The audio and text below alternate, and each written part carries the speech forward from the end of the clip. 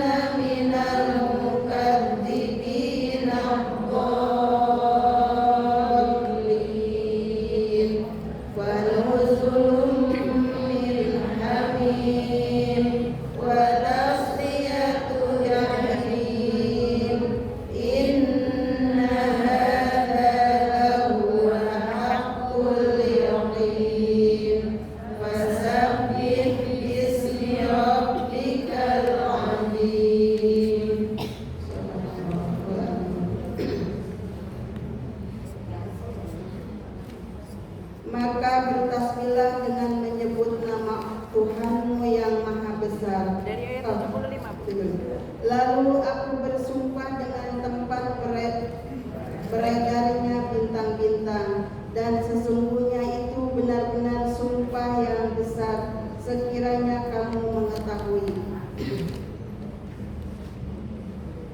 Dan ini sesungguhnya Al-Quran yang sangat mulia, dalam kitab yang terpelihara Lauh Mahfuz. Tidak ada yang menyentuhnya selain hamba-hamba yang disucikan, diturunkan dari Tuhan seluruh alam.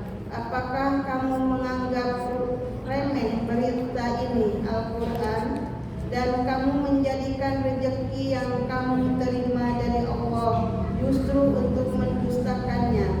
Maka kalau begitu, mengapa tidak mencegah ketika nyawa telah sampai di kerongkongan, dan kamu ketika itu melihat, dan kami lebih dekat kepadanya daripada kamu, tetapi kamu tidak melihat?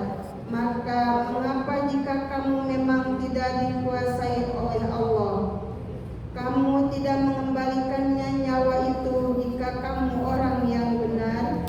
Jika dia orang yang mati, itu termasuk yang didekatkan kepada Allah, maka dia memperoleh ketentraman dan rezeki serta surga yang penuh kenikmatan.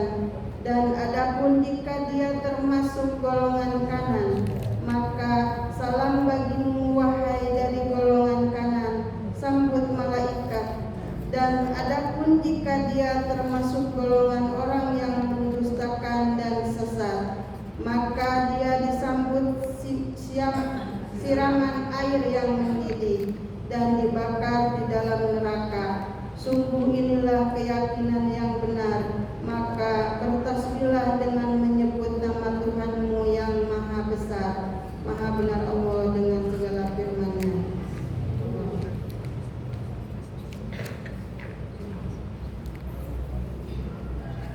Jazakillahu khairan.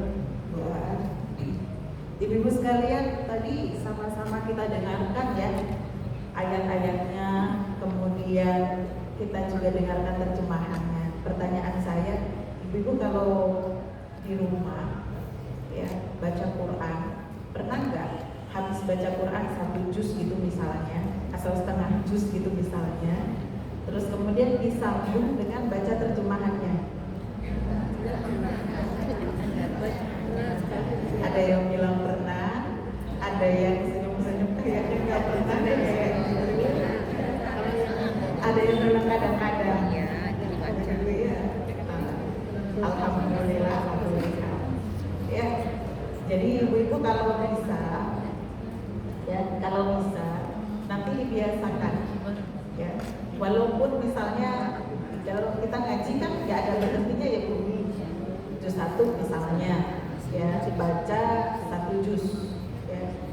Coba setelah baca 1 juz itu jangan langsung ditutup Al-Qur'annya, tapi minimal kita baca terjemahannya walaupun tidak 1 juz terjemahannya, ya Bu ya. Minimal misalnya 1 halaman aja baca terjemahannya, minimal 1 halaman baca terjemahannya. Ya terserah sama ibu-ibu, itu minimal ya. Mau baca terjemahannya yang halaman berapa gitu ya, misalnya di 1 juz di dalam Al-Quran itu juz pertama misalnya ya bolak-balik baca misalnya ya ayat kursi gitu kan misalnya, atau ayat terakhir gitu kan, penasaran apa sih terjemahannya gitu kan, jadi dibaca. Atau misalnya gitu kan juz 2 mau juz 3 gitu, atau juz 3 tuh ada yang paling panjang banget gitu kan ya, di dalam Al-Baqarah itu 1 ayat yang 1 halaman sendiri gitu. Apa sih artinya gitu kan? Minimal ada penasaran gitu kalau kita nggak ngerti bahasa Arabnya. Terus kemudian baca terjemahan. Jadi setiap hari mudah-mudahan melakukan itu, bukan cuma sekedar pernah, bukan kadang-kadang, ya kan? Ya. Tapi mudah-mudahan nanti kalau ditanya seperti itu, alhamdulillah sering tiap hari Ustazah gitu. Bisa Bu? 1 halaman aja begitu ya, insya Allah. Bismillah, insya Allah, mudah-mudahan bisa ya Bu, insya Allah. Biar kita berkah ngajinya ya. Nah, ngaji hari ini mudah-mudahan berkah, kita sudah punya niatan untuk beramal soleh, yaitu apa? Mentadaburi ayat Al-Quran, karena hukumnya tadabur ayat Quran, paham Al-Quran itu hukumnya wajib begitu. Jadi kalau ibu-ibu nggak bisa tadabur sendiri, nggak bisa pahamin Al-Quran sendiri, maka hadir di majelis tadabur ayat seperti ini itu hukumnya wajib ya, karena untuk memenuhi tadi kebutuhan kita supaya kita paham dengan ayat-ayat Al-Quran. Walaupun kadang-kadang nanti begitu pulang dari sini sampai di rumah, tadi Ustazah ngejelasin apa ya? Kadang-kadang begitu yang terjadi gitu ya. Kadang-kadang lupa sama yang dijelasin sama Ustazah. Tapi alhamdulillah sekarang zaman semakin modern, makin keren. Ya, ada YouTube-nya, ada rekamannya, nanti diputar lagi begitu. Ya Bu ya. Nah, tapi insya Allah mudah-mudahan kita sama-sama berdoa.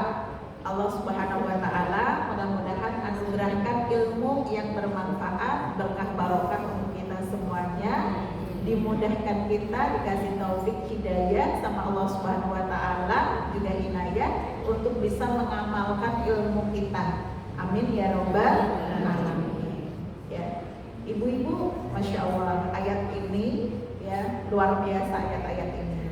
Nah, dulu turun di masa ketika zamannya Rasulullah SAW tuh ada ya, ketika ada para sahabat gitu ya. Ini hadisnya dari Imam Muslim. Allah Subhanahu wa taala ya menurunkan ayat ini kepada Rasulullah SAW. Kita ke ini dulu aja. Wa akhraja Ibnu Abi Hatim aja. Dari riwayatnya Abu Hatim saja, dari Abu Hazrah ya. Beliau mengatakan bahwa dulu ya ayat-ayat ini turun ketika di masa perang Tabuk. Ya, di masa perang Tabuk, maka kemudian turunlah hujan, begitu ya. Jadi masanya Rasulullah SAW dengan para sahabat itu kan ada perang-perang yang terjadi, begitu ya Bu ya. Jadi salah satu perang yang terjadi itu adalah perang Tabuk. Kemudian ya Rasulullah SAW memerintahkan kepada para sahabat gitu ya untuk mengambil air hujan itu ya, supaya air hujan itu dipakai untuk apa Bu? Penghilang dahaga mereka.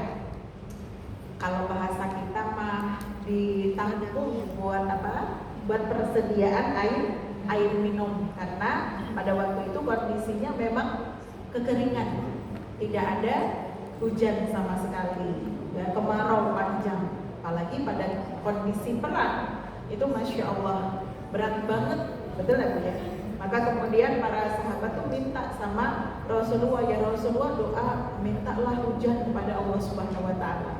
Maka kemudian Rasulullah habis sholat 2 rakaat, kemudian Rasulullah menengadahkan tangan ya minta diberi hujan, maka kemudian turunlah hujan ya.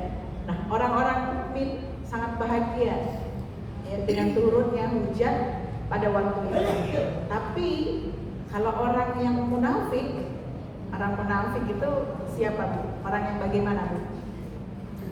Orang yang antara omongannya sama hatinya beda, itu orang munafik ya Bu ya. Ya mudah-mudahan di sini nggak ada yang begitu.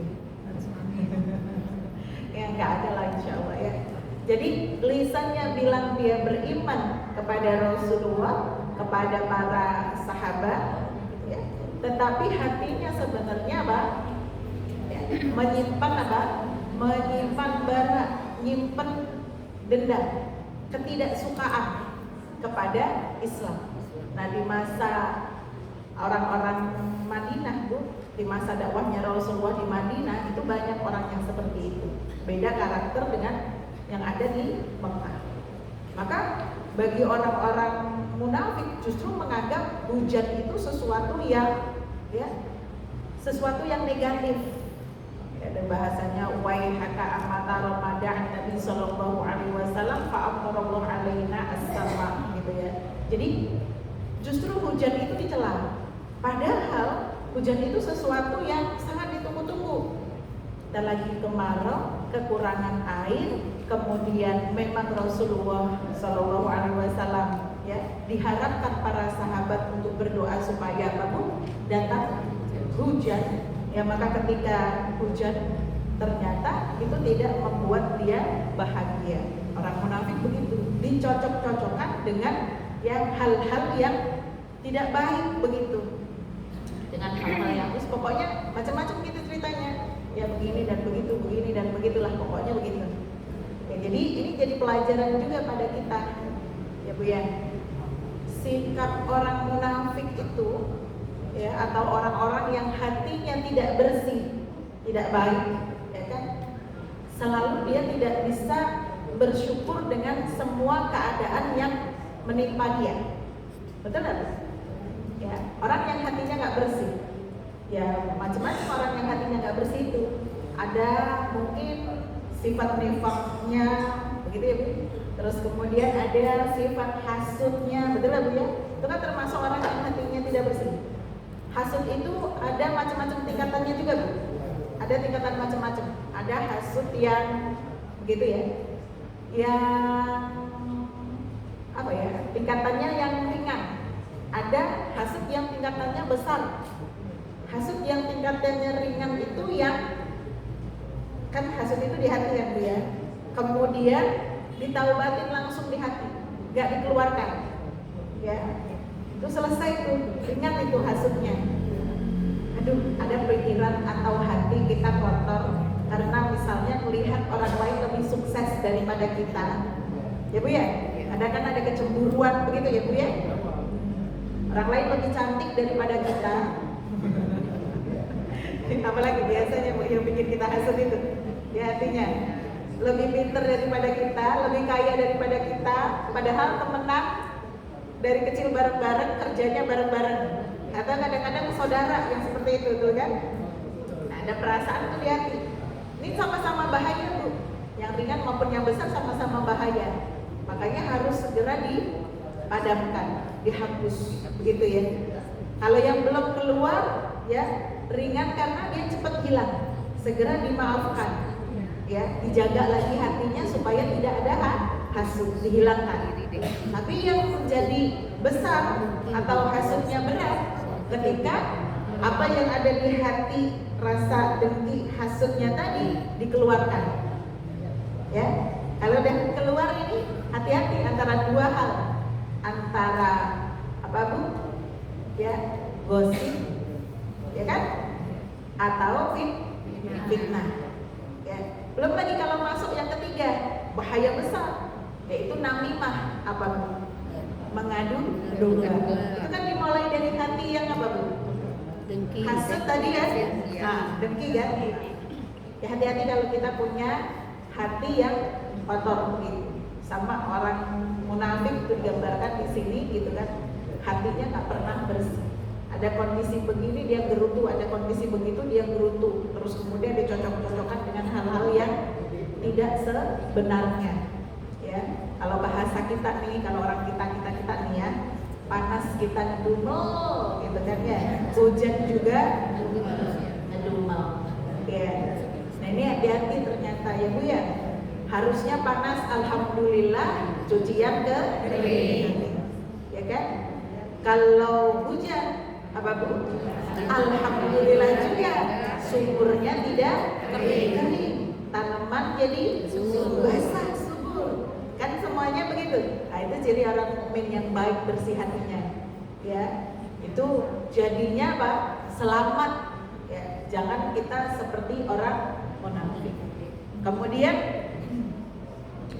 ya sama kurang lebih yang diriwayatkan Imam Muslim juga begitu terkait dengan masalah apa Bu, kondisi kenikmatan yang diberikan oleh Allah Subhanahu wa taala ya kepada hamba Allah Subhanahu wa taala. Kalau orang kafir dia sifatnya selalu cari yang negatif. Ya cari-cari aja buruknya. Tapi kalau orang mukmin begitu ya dia banyak bersyukur. Banyak kemudian mencari hal positif dari setiap kondisi, keadaan dan apapun yang diberikan oleh Allah Subhanahu wa taala kepada mereka. Kemudian bagaimana kita mentadaburi ayat-ayat ini? Masya Allah. Yang pertama, Allah Subhanahu wa taala membuka ayat 75 itu dengan sumpahnya. Kata Allah Subhanahu wa taala, "Wala uqsimu bimawaqi'in." Sumpah Allah Subhanahu wa taala, ibu-ibu semuanya perhatikan, diawali dengan kata fala uqsimu. Kalimatnya fala uqsimu bimawaqi'in nujum. Allah Subhanahu wa taala bersumpah dengan jalan ya, bagaimana bintang-bintang itu beredar. Masya Allah. Ya. Dan gitu ya. Ini sumpahnya tidak main-main. Kita ketahui kalau Allah Subhanahu wa taala itu boleh bersumpah dengan makhluknya. Ya Bu ya? Tapi kalau kita manusia tidak boleh bersumpah dengan makhluknya. Nah, model Allah Subhanahu wa Ta'ala dengan lafal ada lamnya seperti ini, sebenarnya ini bukan ayat yang pertama, bukan satu-satunya yang di dalam Al-Quran Allah bersumpah dengan menggunakan kata fala. Ya, ada juga misalnya di surat Al-Insyiqaq, ya, di surat Al-Insyiqaq, bukan Al-Insyiqaq tapi Al-Insyiqaq, Al-Insyiqaq gitu ya. Nah, Allah Subhanahu wa Ta'ala juga bersumpah fala uqsimu bisyafaq wal laili wa ma wasaq. Nah, kemudian di dalam surat At-Takwir juga ada bentuk lafalnya sama, fala uqsimu bil khunnas al jawaril kunnas. Ya. Kemudian di surat Al-Qiyamah juga ada di ayat pertama, la uqsimu biyaumil qiyamah. Ya. Ada juga di dalam surat Al-Haqqah, fala uqsimu bima tubsirun. Di ayat berapa dulu? 38. Ya, dan beberapa ayat-ayat Al-Qur'an lagi. Itu artinya bukan tidak. Ya, kalau kita tahu misalnya di dalam bahasa Arab kan kalau belajar la itu artinya tidak gitu ya. Tetapi justru itu adalah penguat bahwa sungguh aku ya bersumpah kepada gitu kan ya. Saking begini Bu, orang kalau bersumpah, mohon maaf nih Bu ya, kalau kita pengen meyakinkan orang yang kita ajak ngomong pakai sumpah ya, kita gimana Bu kalau sumpah? Kita pas biasanya ya ngomongnya kan begini, demi Allah aku tidak ngapa-ngapain gitu, tidak melakukan apa yang kau tuduhkan, misalnya kan gitu ya Bu ya.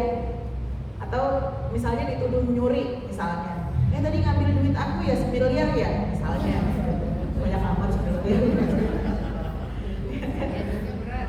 Kalau kita sumpahnya misalnya bilang cuman sekedar demi Allah gitu doang gitu Bu ya, mana kita yang diajakin ngobrol nih orangnya nuduhnya bener-bener lagi gitu misalnya ya, beneran enggak ngaku-ngaku gitu kan misalnya gitu kan. Itu untuk meyakinkan kepada orang yang kita ajak ngobrol, yang kita bersumpah bahwa kita tidak melakukan itu kan butuh penekanan, betul kan? Ya, kadang kalau kita bahas, kalau bahasa Indonesia gimana sih Bu penekanan kita terhadap sumpah? Ya Allah beneran, demi Allah gitu. Pokoknya pakai nada lah ya kan?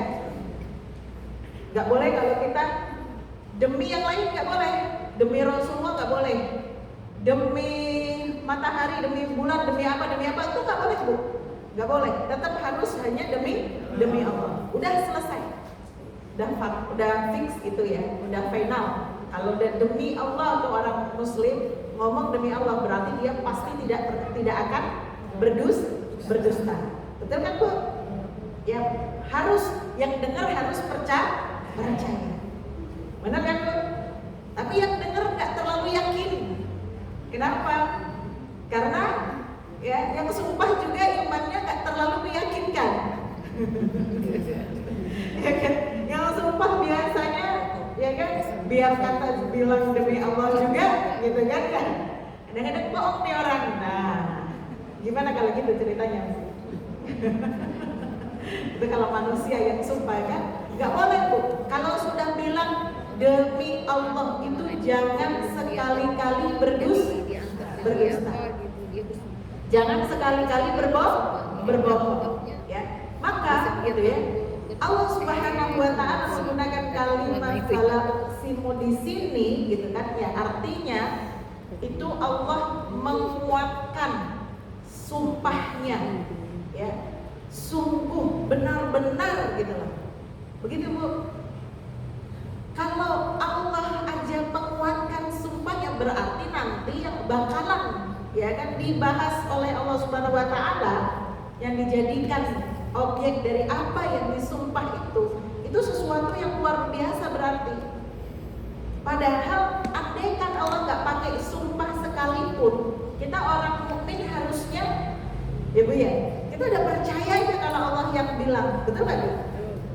Ya kan? Ya.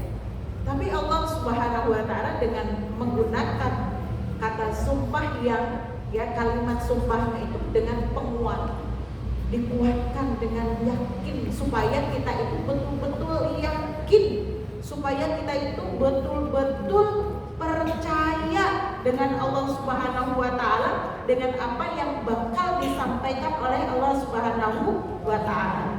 Maka ingat-ingat nih, habis kita paham ayat 75 ya, setelah kita membahas ayat 75, kemudian ya kita ketemu sama ayat 76-nya gitu ya Bu ya.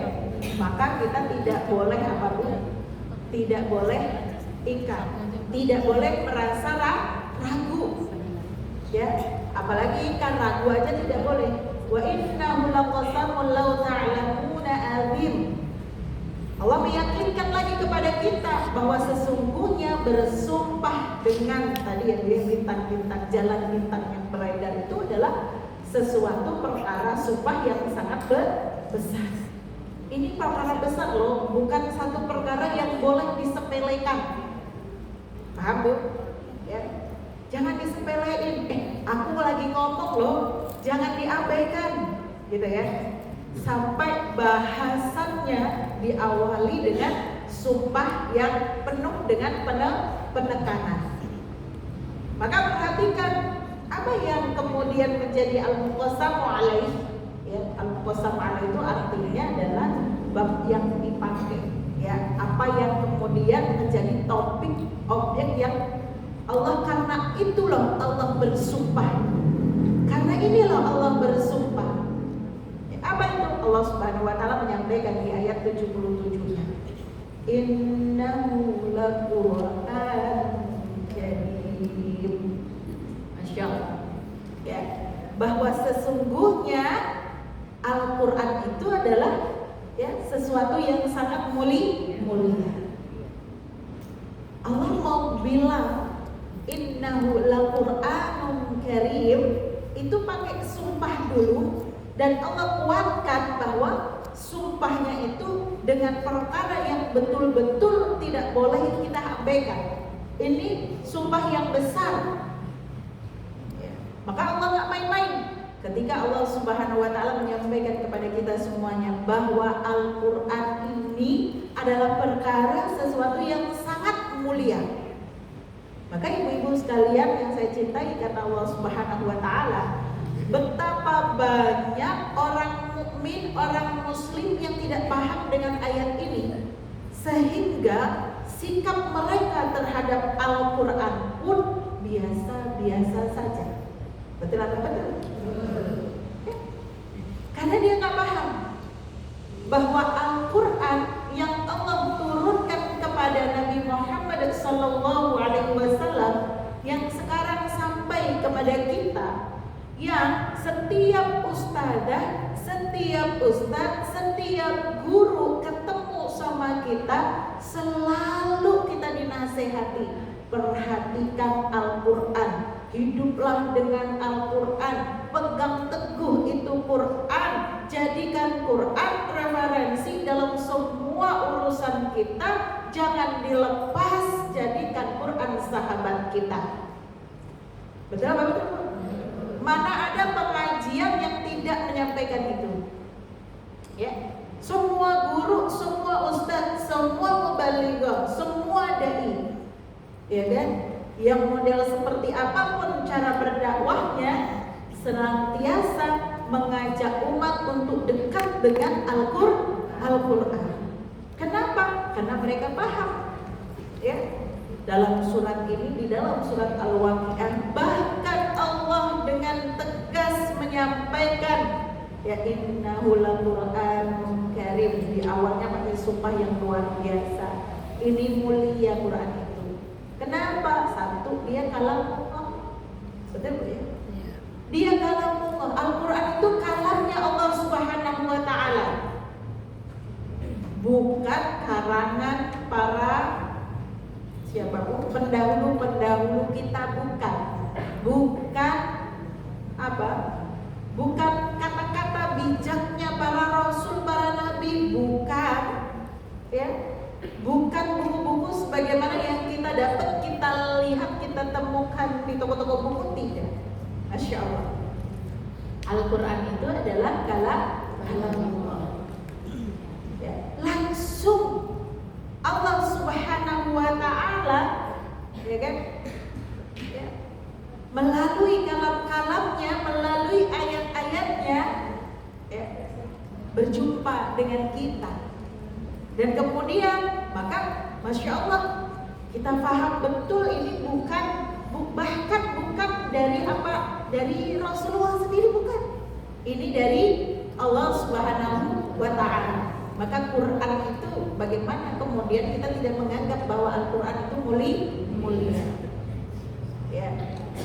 Jadi ibu-ibu yang belum bisa baca Quran, minta diajari untuk baca Quran.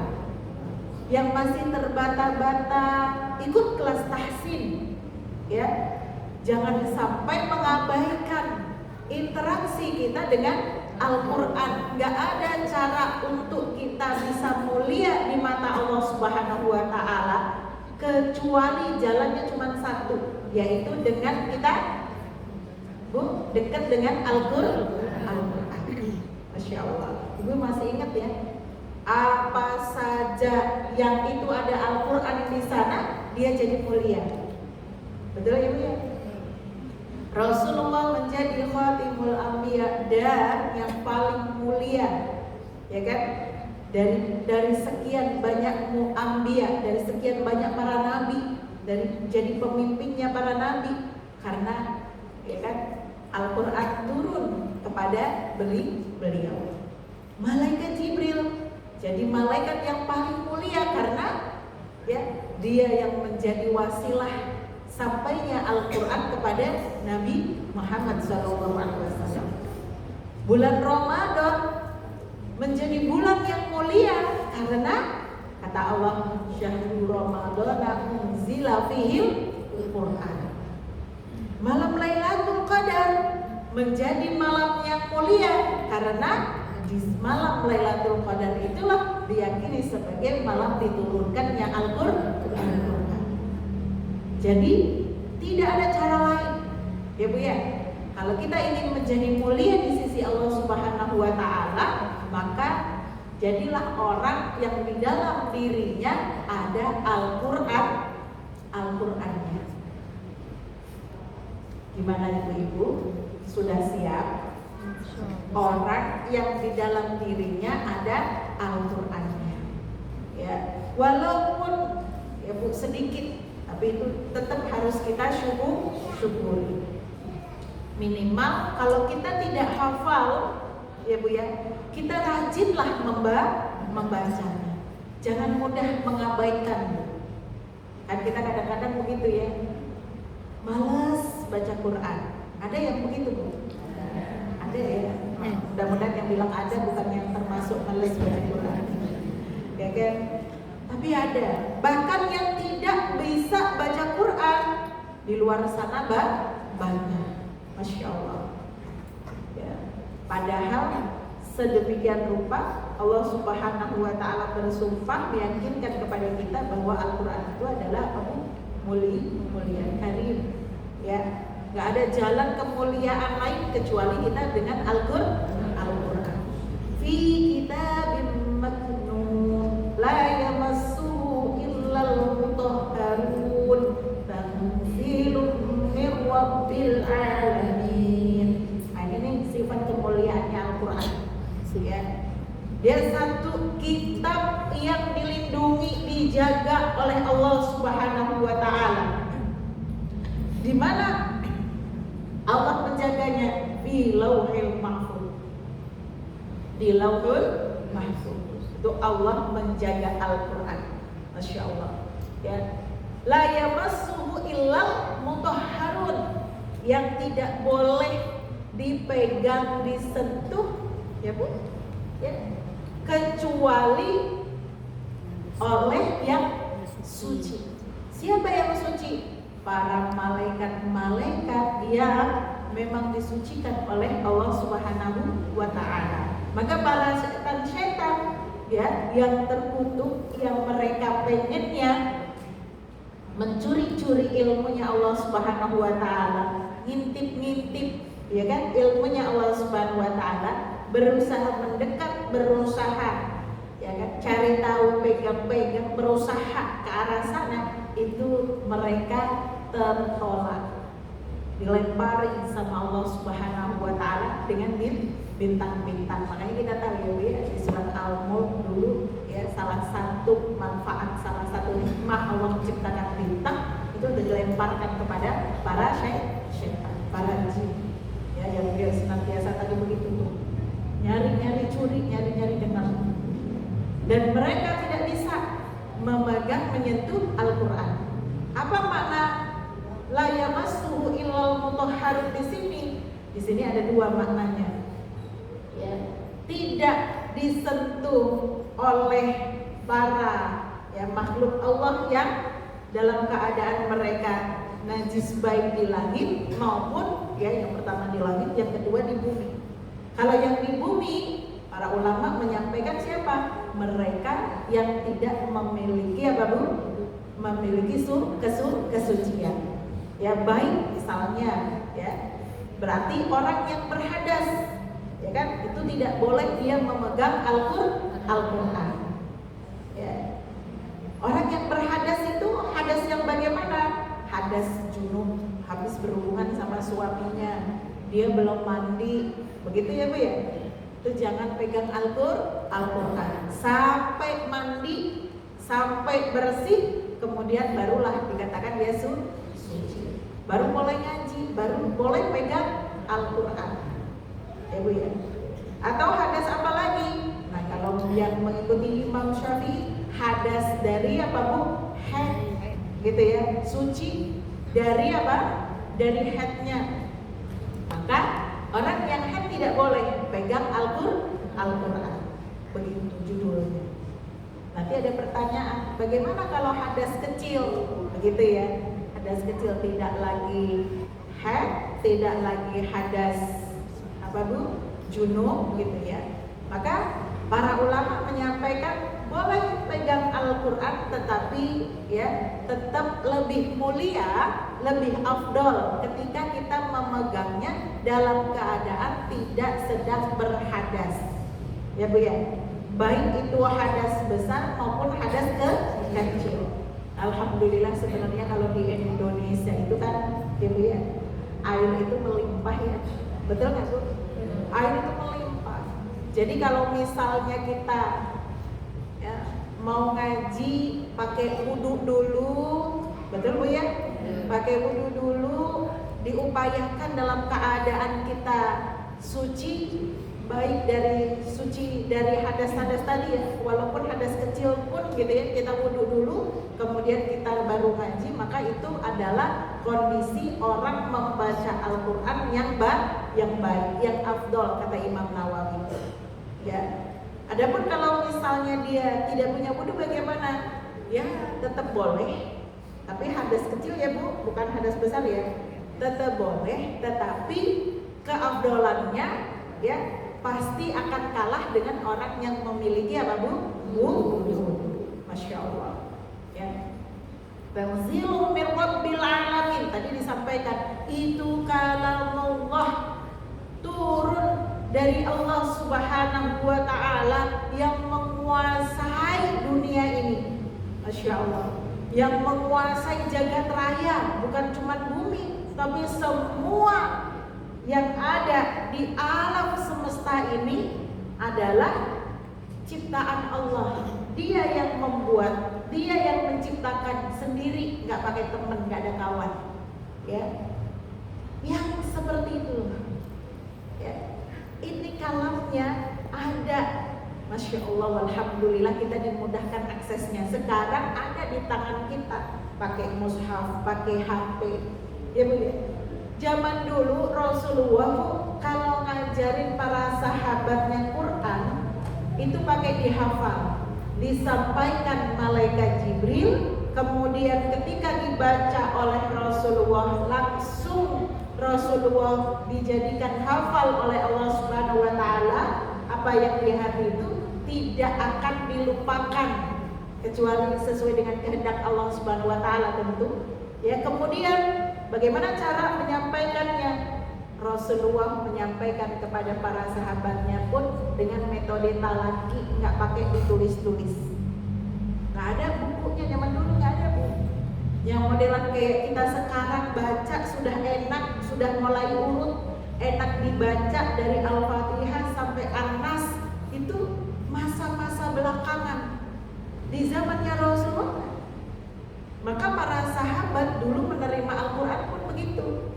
Kalau Rasulullah baca, didengar, diikuti, kemudian dihafal. Begitu. Tapi para sahabat punya daya ingat yang Masya Allah, Alhamdulillah kuat. Ya Bu ya, beda sama kita. Benar ya Bu? Ya. Apa tadi ngomong ya? Gitu kan ya. Apa tadi ngomong tuh? Jangankan orang lain, kita dengar orang lain ngomong, kita bisa lupa. Ya kan, kita sendiri yang ngomong. Ya kan? Kita bisa lupa. Ya baru ngomong nenek gitu kan? Baru berapa menit ditanya, coba diulangi lagi Ustazah tadi ngomong apa? Minta diulang. Lihat YouTube-nya aja dah, gitu kan? Kita sendiri ngomong, kita lupa. Orang lain ngomong gitu ya, paling berapa kita serapnya. Betul ya? Nah, ini kita. Maka bersyukur walhamdulillah sekarang kita dimudahkan, ada Al-Quran dengan cetakan yang sudah sempurna sekarang. Ada harokatnya, enak dibacanya, mudah, gampang, bahkan diterjemahkan. Kalau nggak bisa baca yang kecil-kecil, bisa ada Al-Quran yang gede banget, segede gambar. Ya Bu ya? Segini Al-Quran, Masya Allah beneran, lebih gede daripada laptop saya. Ada yang begitu, betul nggak Bu? Maka ibu-ibu nggak ada alasan. Ustazah saya mah nggak bisa baca Quran, tulisannya kecil-kecil. Alasan. Ya Bu ya? Alasan. Bilang sama saya yang pengen Quran yang gede, gitu ya. Ustazah saya belum punya Quran yang gede, gitu ya. Saya mau baca Quran setiap hari 1 juz, tapi saya belum punya Quran yang gede. Bilang sama saya. Nanti saya saya kasih. Beneran. Syaratnya tadi bukan cuman ditaruh di pajangan, habis dikasih benar-benar dibaca 1 hari 1 juz. Ya, ibu-ibu nanti bilang sama saya, bilang sama Ustazah juga. Ada Ustazah yang Quran yang gede, saya biar bisa baca, gitu ya. Saya baca kecil nggak bisa, makanya saya nggak ngaji-ngaji. Ya kan? Tapi kalau ibu udah dikasih Quran, nggak dibaca tiap hari, nangis saya, ya kan? Nangis saya, ya. Saya tanyain itu nanti, ya kan? Nah, jangan sampai. Jadi akses kita terhadap Al-Quran itu Masya Allah sudah sangat mudah. Ya. Ada alasan saya nggak bisa Ustazah kan nggak hafal, jadi nggak bisa setiap hari. Bu, yang hafal juga dulu proses membacanya berulang-ulang. Ya, justru dibaca dulu tiap hari bisa sampai ratusan kali, maka jadi hafal. Ya. Tidak yang tiba-tiba ujuk-ujuk lahir langsung hafal Quran, enggak. Betul kan gue? Enggak ada yang begitu. Cita-cita pengen hafal Quran, ya. Tapi terus gimana? Tidur aja. Ya. Harapannya bangun tidur langsung hafal Quran. Kira-kira ada nggak? Ada. Ya, zaman dulu Bu, Teman-teman tuh kalau lagi ngerjain ngerjain ujian, teman-teman pada ledek-ledekan. Tulis aja tuh kertas gitu kan ya, terus nanti ditulis di kertas, dikasih diairin gitu kan, terus suruh minum dah, itu pindah tuh huruf-hurufnya ke sini gitu kan. Dikiranya kayak gitu bisa mentransfer hafalan, jadi kemudian bisa langsung hafal. Emang bisa begitu Bu? Nggak bisa, harus perjuangan dulu, dibaca terus menerus, ya kan? Dari dibaca terus menerus, kalau sudah terbiasa baca minimal seminggu sekali, selesai, seminggu sekali selesai. Lama-lama itu ayat terbiasa di kepala kita. Betul apa betul? Contoh surat Yasin. Betul apa? Ya. Yang hafal surat Yasin berapa orang di sini? Rata-rata semua hampir hafal surat Yasin. Tapi saya nanya, emang pernah dihafalin beneran gitu? Ya kan? Gimana caranya? Dibaca. Ya kan? Dibaca aja setiap malam Jumat, seminggu sekali misalnya gitu. Atau kalau lagi ada acara, semua acara pakai surat Yasin ya. Ya kan? Jadi karena terbiasa, udah biasa dibaca, jadinya coba ayat yang lain atau surat yang lain seperti itu. Bayangin itu kita, betul nggak Bu? Coba kita memperlakukan semua surat di dalam Al-Quran seperti kita memperlakukan surat Yasin. Kira-kira, ya kan? Itu sejak kita gadis loh, ya. Baca surat Yasin biasa setiap hari, setiap apa Bu? Setiap sepekan sekali, minimal sepekan bisa 3 kali begitu, ya kan? Baca surat Yasin itu. Nggak pernah dihafalin secara khusus begitu. Tapi Masya Allah apa? Ya. Jadi kalau andaikan, ya, kalau andaikan itu bahasa apa itu? Ya, andai saja kita ya Bu ya, memperlakukan surat-surat yang lain seperti kita memperlakukan surat Yasin, Masya Allah, sepertinya ya Bu ya, kita pun akan terbiasa dengan semua surat yang ada di dalam Al-Quran. Masya Allah. Ngomong kayak gini kita setengah nyesel. Dengan begini kita setengah nyesel. Benar nggak Bu? Benar ya Ustazah, kenapa nggak dari dulu gitu ya? Nah Ustazah, kenapa nggak dari dulu kita ngajinya begini ya?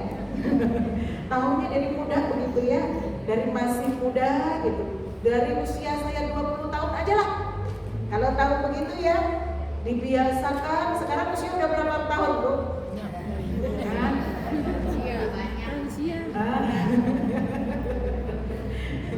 Ya, dan 26 atau kebalikannya 62. Ya. Andai kan dari 20 tahun kemudian sampai sekarang 60 tahun dan 40 tahun kebiasaan sama Quran, ya kan? Insya Allah, Masya Allah, itu ayat-ayat Al-Quran udah terbiasa juga di kepala kita, betul nggak Bu ya? Masya Allah. Paling enggak gitu, paling enggak kayak yang belum hafal banget sama Yasin, tapi kalau ada orang baca gitu langsung bisa nyamber gitu kan. Paling enggak begitu, minimal gitu kan. Betul nggak Bu? Ya, jadi makanya tadi saya bilang, ini nyesel, kalau nyesel paling bagus itu. Kan kita nggak boleh nyeselin apa yang sudah terjadi kan sebenarnya ya. Nah, ya tapi ini nyesel bagus. Ya Allah, apa ya usiaku udah sekian tahun gitu kan. Bagaimana aku dengan Al-Quran, ya kan? Bahkan kadang-kadang gitu ngaji aja ada yang masih terbata-bata, bahkan ada yang tidak bisa sama sekali ngaji Quran, ya kan? Jangan sampai gitu kita kita nanti dimintai pertanggungjawaban sama Allah Subhanahu wa Ta'ala. Allah sudah begitu bersumpah kepada kita, ya kan?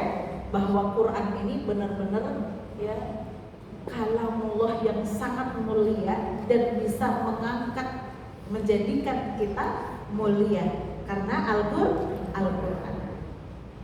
Ya, Rasulullah juga menyampaikan Allah mengangkat sebuah kaum ya bihada dengan Al-Quran ini.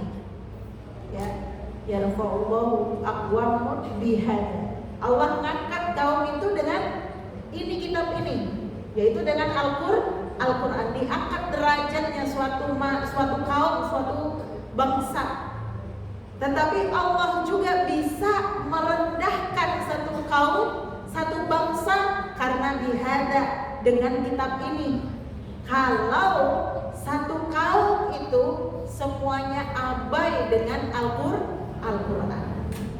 Gak ada yang paham Quran, gak ada yang menjelaskan Quran, bahkan Al-Quran hanya dipakai buat bercandaan saja.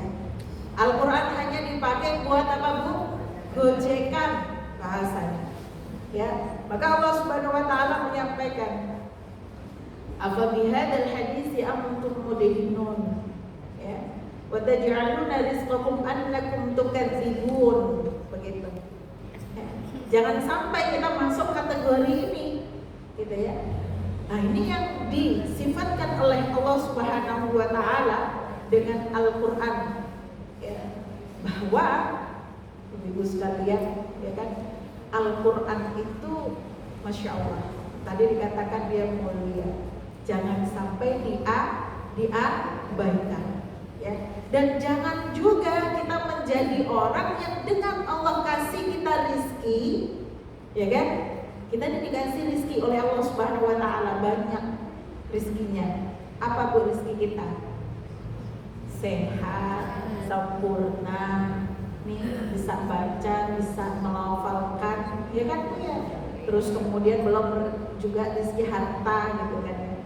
Maka jangan sampai kita ketika Allah anugerahkan banyak rezeki kepada kita, tapi rezeki itu dijadikannya untuk ya justru mendustakan Al-Qur'an atau mendukung para pendusta Al-Qur'an. Jangan, na'udzubillah min dzalik.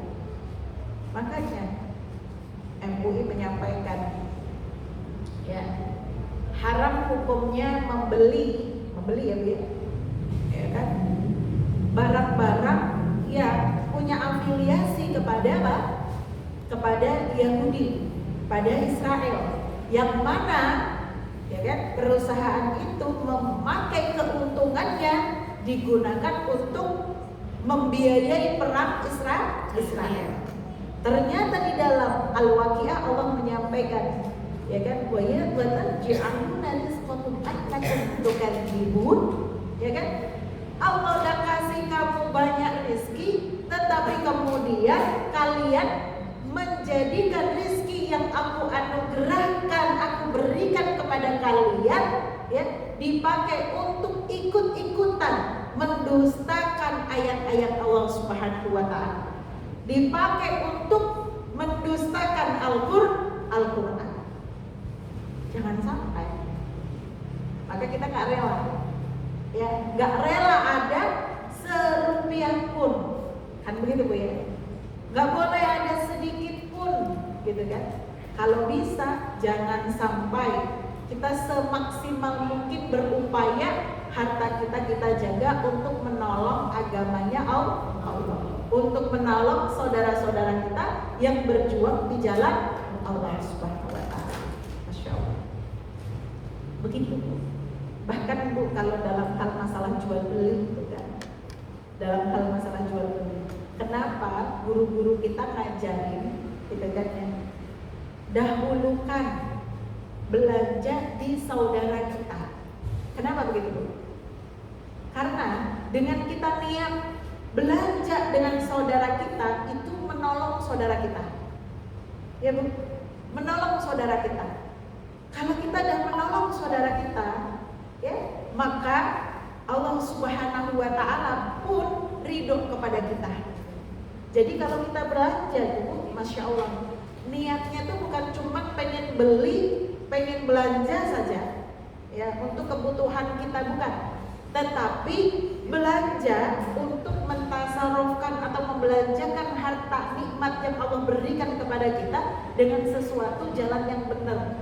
Salah satunya untuk membantu saudara kita, untuk menolong saudara kita yang sedang mencari ma'isyah, mencari penghidupan.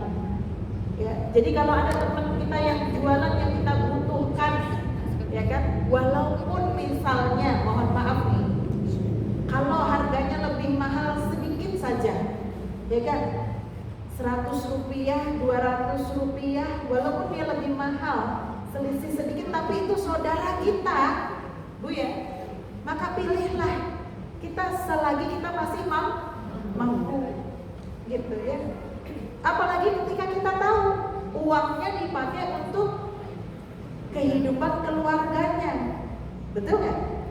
Dipakai untuk bantu ya kegiatan-kegiatan yang positif.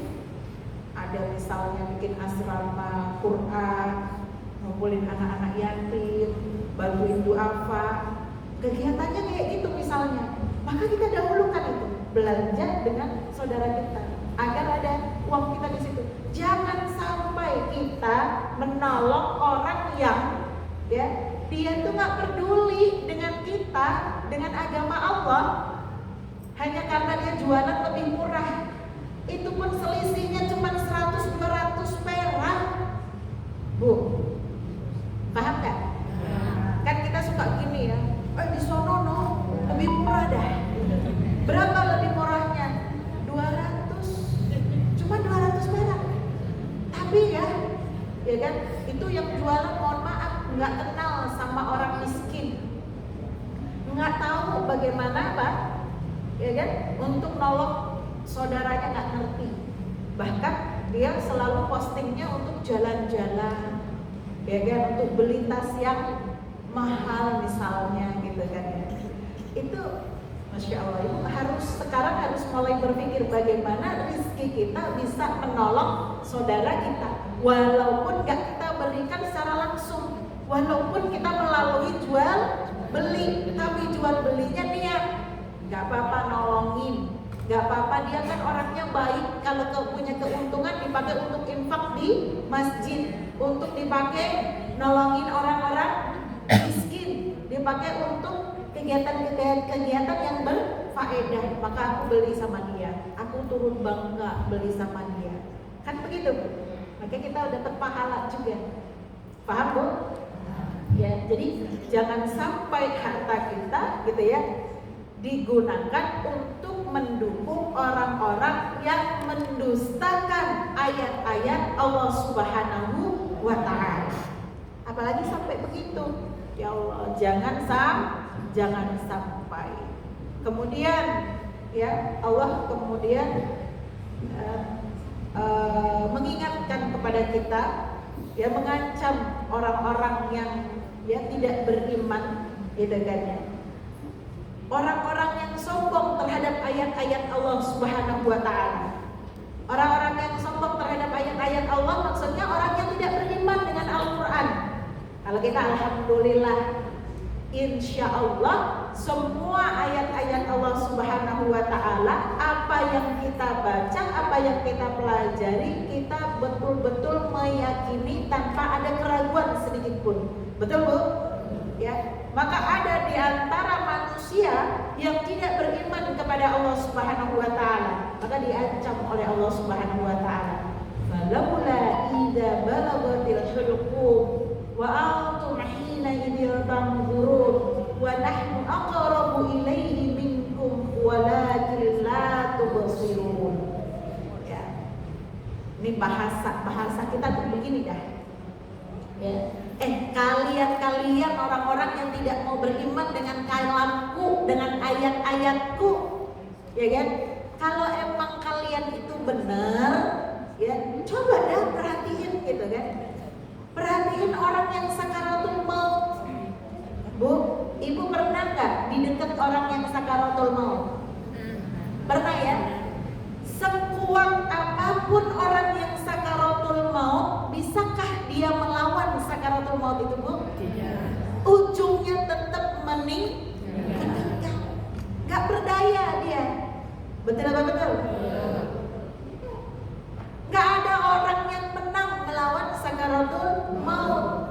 Tadinya mau mati, ternyata gak jadi. Gak bisa begitu. Kalau udah waktunya, ya, kalau memang Allah menyuruh malaikat maut datang kepada si fulan atau si fulanah, mau usia berapapun, mau sekeren apapun badannya, ya mau sesehat apapun dia, kata Allah cabut nyawanya, cabut, mati dia. Betul gak betul? Maka Allah nantang sama siapa? Orang yang tidak beriman. Ya, kalau memang kamu, gitu kan ya, tidak beriman kepadaku, gak mau mendengarkan ayat-ayat Allah Subhanahu wa Ta'ala, lihat itu orang yang nyawanya sudah di kerongkongan sini. Kenapa gak kamu tahan? Kamu balikin lagi, jadi sehat lagi. nyawanya orangnya jadi normal lagi, gitu ya. Kamu nggak tahu kan? Aku loh lebih dekat sama itu, ya. Dan aku menyuruh malaikat itu untuk ngambil nyawanya. Aku sama malaikat deket sama ya orang yang tadi sekarat itu. Dan kamu nggak bisa kan balikin nyawanya tadi, balikin rohnya tadi, ya kan? Nggak bisa kan, gitu. Ya. Kamu nggak tahu itu, kata Allah begitu. Tanpa. Ya. Coba kita lihat tuh Bu, orang-orang yang petentang, bahasa kita apa petentang, sombong, ya kan? Merasa sok jagoan, nggak beriman, nggak percaya kepada Allah Subhanahu Wa Taala. Toh dia terhadap takdir Allah dalam keadaan ridho maupun tidak ridho tetap kalah. Betul? Ya. Maka itu bahaya banget. Jangan sampai melawan takdirnya Allah. Jangan sampai melawan Allah Subhanahu Wa Taala. Ya. Kenapa? Karena nggak akan mampu kita melawan, nggak akan bisa. Perkara mau, ya. Andaikan kamu percaya kepada Tuhan lain selain pada Allah Subhanahu Wa Taala, maka coba minta sama Tuhanmu yang ono, gitu kan, untuk menahan supaya tidak jadi mati. Bisa tak? Begitu kata Allah. Begitu. Emang bisa? Enggak bisa. Jadi Bu, maut itu, ya, kita terhadap maut itu sesuatu yang nggak bisa kita hindari. Semuanya bakal diabsen satu-satu oleh malaikat, ya kan? Malaikat maut. Nggak ada yang kelewat. Sudah ada capnya masing-masing. Tanggal sekian, ya kan? Hari ini, jangan hari ini. Hari A, B, C, D. Sudah ada harinya, sudah ada tanggalnya, sudah ada waktunya. Terus bagaimana kita terhadap maut itu, saudara? Yang bisa kita lakukan adalah mempersiapkan kapanpun dia datang dengan sebaik-baik persiapan. Karena kita nggak dikasih tahu kapan dia datang.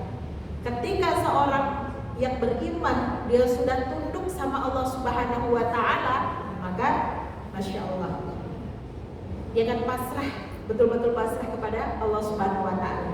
Dikasih hidup, alhamdulillah. Mudah-mudahan usianya semua yang duduk di sini, ya, dikasih panjang usia, berkah barokah, manfaat untuk umat dan agama, dan mudah-mudahan menjadi sarana tambahnya pahala di sisi Allah Subhanahu Wa Taala, bisa menjadikan sebab masuk surga. Amin ya rabbal alamin. Ya. Kalau kapanpun Allah kehendaki, insya Allah bihusnil khatimah. Ya. Kalau datang masanya kita ridho. Suatu ketika, ini cerita ya Bu, malaikat maut datang kepada Nabi Ibrahim. Ya.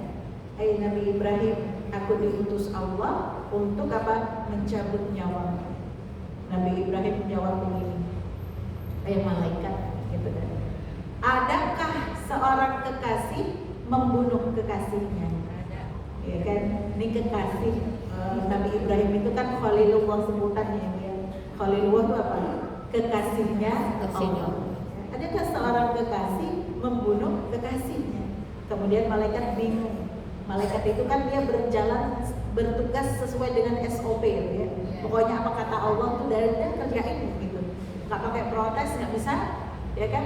Nggak bisa maju, nggak bisa mundur saat benarnya gitu. Tapi di debat sama Nabi Ibrahim, nah malaikat kan bingung. Ini jawabnya gimana gitu kan? Laporanlah sama Allah. Ya Allah, kata Nabi Ibrahim begini jawabnya. Nah, kemudian apa yang kembali? Malaikat, kata Allah gini ya, dibalikin sama Allah. Malaikat, balik sana kepada Nabi Ibrahim. Bilang, adakah seorang kekasih gitu ya, nggak kepengen berjumpa dengan kekasihnya, begitu ya. Begitu malaikat balik lagi datang kepada Nabi Ibrahim kasih jawaban, ya, dia bilang, "Hei Ibrahim, kata Allah begini, adakah seorang kekasih tidak pengen berjumpa dengan kekasihnya?" Langsung Nabi Ibrahim, "Ya Allah, aku ridho pengen ketemu sama Allah Subhanahu wa Ta'ala." Nggak sabar, luar biasa. Jadi sikap kita mengambil ibrah dari cerita itu ya Bu ya, terhadap hidup kita syukuri, terhadap maut pun insya Allah tetap disyukuri, karena itu menjadi jembatan untuk kita bertemu dengan Allah yang mencintai dan kita cinta. Ya Bu ya, lagi dehem-dehem kayaknya gimana kita kalau ngomongin maut ya. Tapi betul Bu, maut itu adalah apa Bu, nasihat yang paling dahsyat buat kita. Nggak ada lagi. Kalau kita udah ngeliatin maut itu, Masya Allah, orang meninggal itu ya, bahkan ya kita sendiri tidak akan mampu melawannya. Falaula in kuntum ghairu madinin tarji'unaha in kuntum shadiqin. Ini adalah apa Bu? Takkidnya Allah Subhanahu wa Ta'ala ya, bahwa kita ini tidak akan mampu ya untuk mengembalikan lagi roh kita, walaupun pakai bahasa apapun, dengan kita merasa benar, dengan kita merasa apapun, tidak akan mampu. Kita ada di dalam apapun penguasaan Allah, terserah Allah kapan Allah Subhanahu wa Ta'ala akan apapun ya mengambil kita. Ya, kemudian di akhir ayat ini masih ada waktunya nggak? Masih ada ya.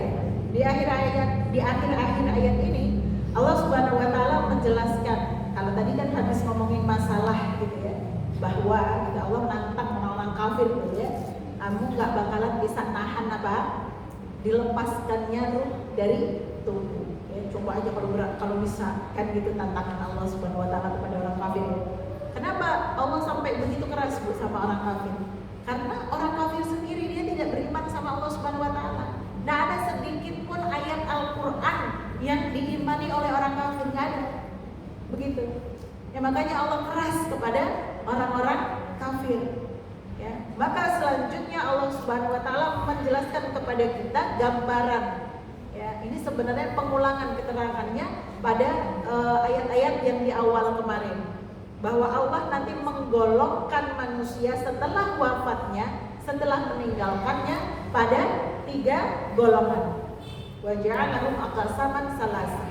Manusia itu digolongkan menjadi 3. Yang pertama, fa amma in kana minal muqarrabin farahun wa rayhanun wa jannatun na'im. Ini yang pertama.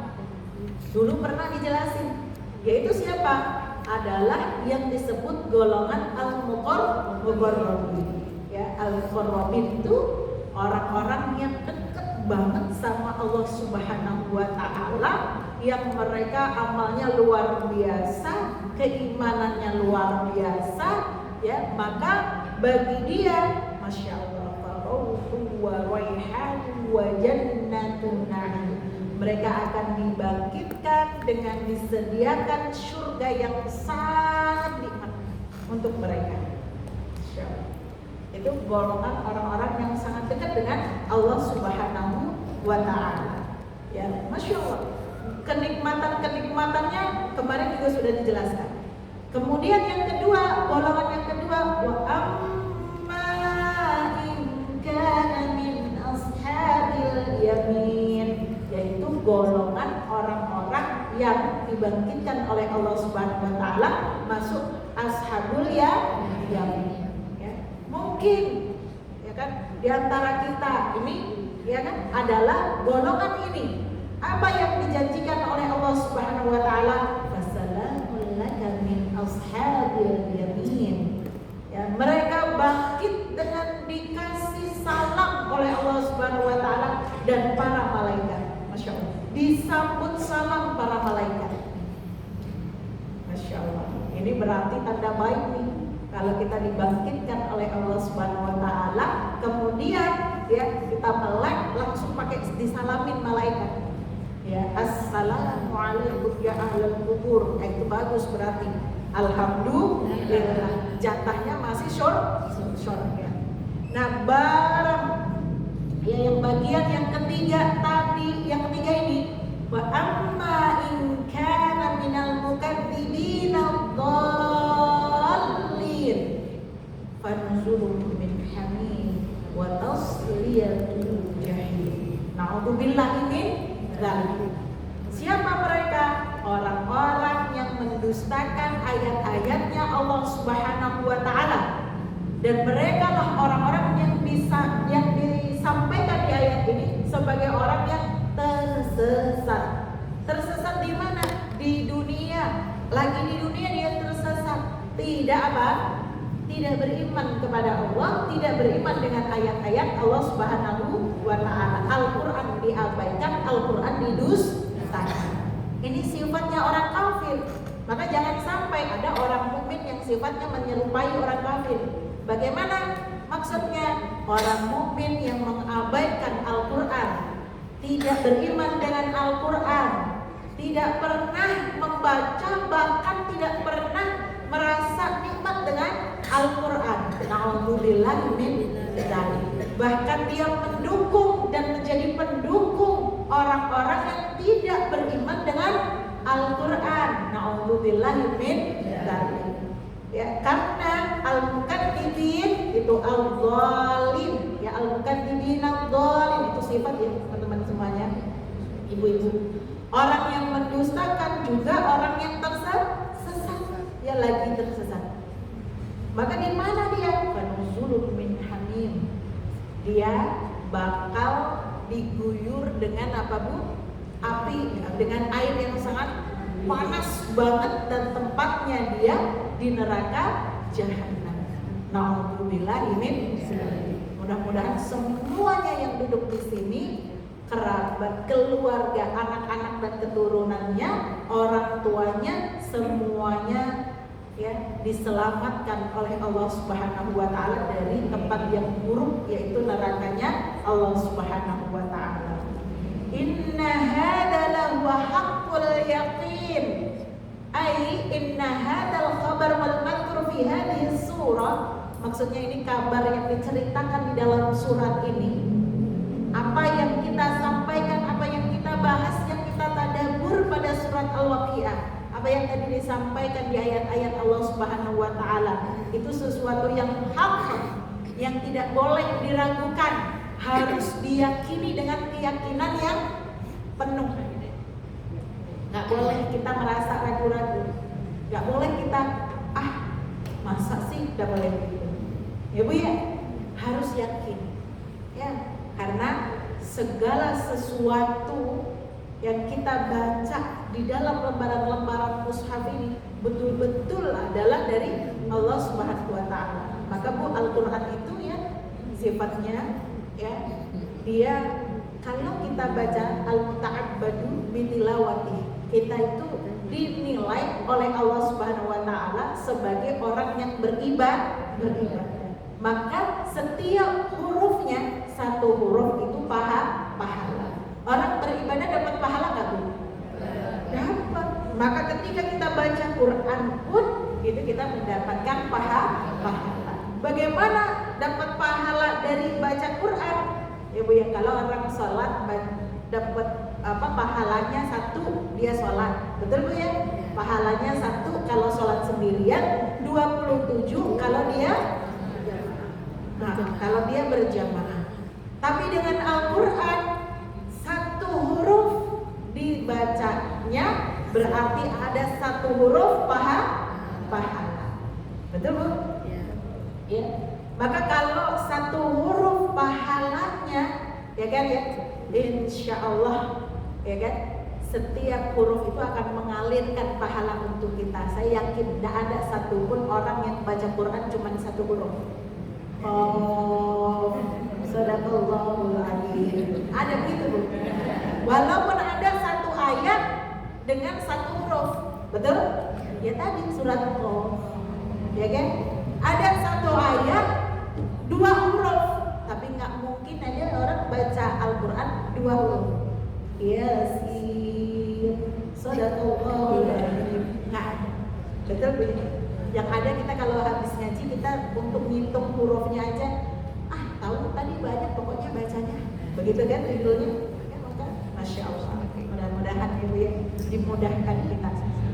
Ayat ini ditutup surat ini ditutup dengan kalimat fasabbih bismi rabbikal azim. Ya. Fasabbih, Allah memerintahkan Nabi Muhammad dan kita semuanya untuk mentasbihkan, mensucikan Allah Subhanahu wa taala dengan apa? Bismi rabbikal azim. Ya, dengan asma Allah Subhanahu wa taala yang memang agung. Ketika ayat ini turun kemudian ya akhrajal Imam Ahmad wa Abu Dawud wa Ibnu Majah wa sahahahu Al-Hakim an Uqbah bin Amir. Beliau menyampaikan qala lamma nazalat ala surah ala Rasulillah sallallahu alaihi wasallam fasabbih bismi rabbikal azim qala. Ya. Beliau mengatakan ij'aluha fi ruku'ikum. Jadikanlah ini dalam ruku kalian. Maka kalau ruku kita baca apa? Subhana rabbiyal a'la wa bihamdihi. Subhana rabbiyal azim wa bihamdihi. Walamma nazalat sabbih isma rabbikal a'la, maka ya qala Rasulullah sallallahu alaihi wasallam ij'aluha fi sujudikum. Jadikanlah ini untuk sujud kalian. Maka ketika kita sujud bacanya subhana rabbiyal a'la wa bihamdihi. Ya, dua-duanya mentasbihkan Allah Subhanahu wa taala.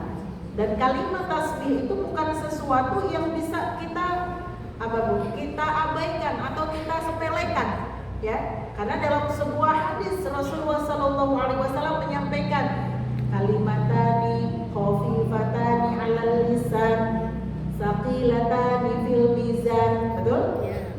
Habibatani ila rahman, yaitu apa? Subhanallah wa bihamdihi subhanallahil azim. Dua kalimat yang ringan kalau kita ucapkan melalui lisan kita. Ringan apa berat Bu? Bilang subhanallah wa bihamdihi subhanallahil azim. Ringan apa berat? Ringan. Tapi lihat dampaknya kalimat itu.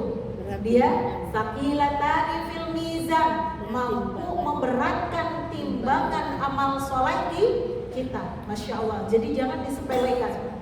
Kemudian dua kalimat yang di lisan itu kita ringan, Allah Subhanahu wa taala sukai. Habibatani ila rahman. Dua kalimat itu Allah suka. Maka ibu biasakan bertasbih. Biasakan kita menjadikan ini sebagai zikir kita. Ibu-ibu kalau zikirnya kalimat thayyibah, nanti kalau latah keluarnya kalimat thayyibah juga. Benar Bu?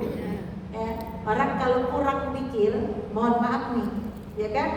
Orang kalau kurang mikir, apalagi kalau pikirannya dan lisannya suka ngomong yang buruk, ya Bu ya, latah itu keluar yang buruk. Pernah lihat? Pernah dengar orang latah keluarnya yang buruk-buruk? Ya.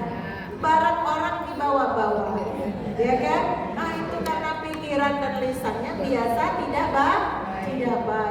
Ya taubat ya Bu ya. Insya Allah dengan kita banyak zikir. Kalau setiap hari kita istighfar berapa kali Bu? 1000 apa 100 kali? Hah? 1000 apa 100? Ayo beli cabai aja 1100. Ya sedapatnya aja lah ya. Ya kan? Kalau 100 ya kan 5 biji cabainya. Kalau 1000 dapatlah setengah mawar. Pilih yang mana Bu? 100 atau 1000? Ya. Kalau kita istighfar 100 kali, kemudian bersolawat berapa kali Bu? 1000. Nah, 100 kali, 100 juga ya. Ini yang jualan Ibu apa saya? Istighfar 100 kali minimal. Kemudian apa Bu? Salawat 100 kali minimal. Bertasbih 33 kali minimal. Ya, kemudian tahlil 33 kali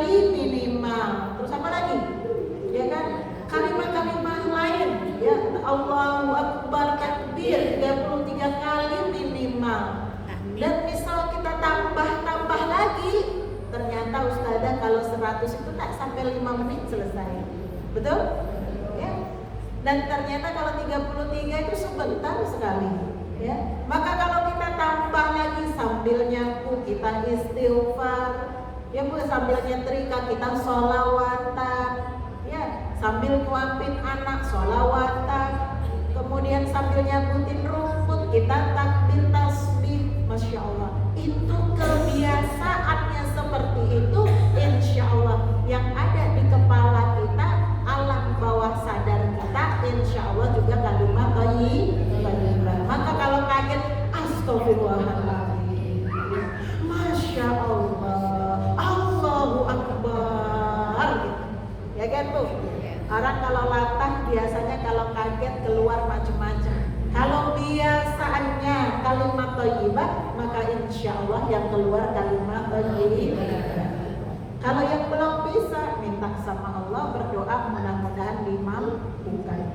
Wallahu a'lam bishawab. Sudah selesai surat Al-Waqiah. Insya Allah satu pertemuan lagi, mudah-mudahan ada waktunya, ada rezekinya, dan mudah-mudahan nanti kita talkhis, ya, kita ringkas dari awal sampai akhir apa saja di dalam surat Al-Waqiah yang sudah kita pelajari, sekaligus jadi tadabbur kita.